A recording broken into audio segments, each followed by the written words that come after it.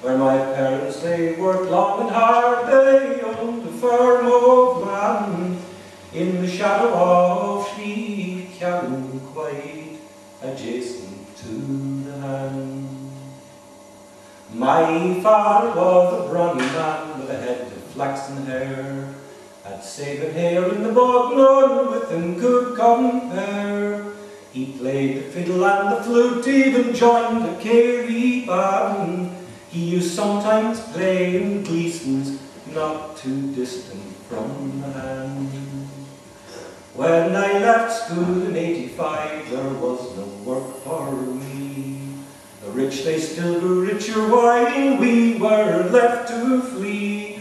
Like many's a boy and girl back then, I was forced to leave this land, and with heavy heart I bid adieu to my friends around the land. New York was such a shock to me, so big, so brash and bold. The people they all buzzed like flies, no time for young or old. I worked at landscape garden where I toiled with soil and sand, and I wished each day the holes I dug were in fields around the hand. In '98 I joined the police, the famed NYPD. I was proud to serve with gallant men across that grand city. I stood in Battery Park that day the great Twin Towers fell, and I said, my God, can this be real, a vision straight from hell?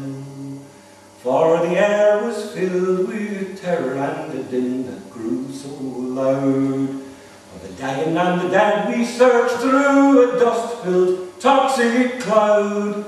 Then I thought I heard my father speak, as though by me he did stand, saying, son, come back to Ireland now, you're wanted round the hand.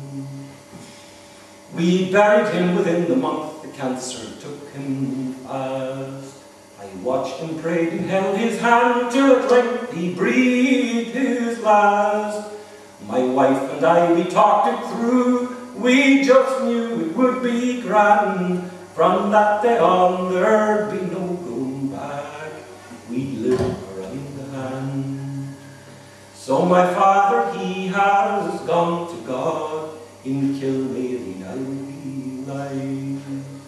My mother yet is with us still, a twinkle in her eye. She loves the home that we have made, built on my father's land, in the shadow of Slieve, quite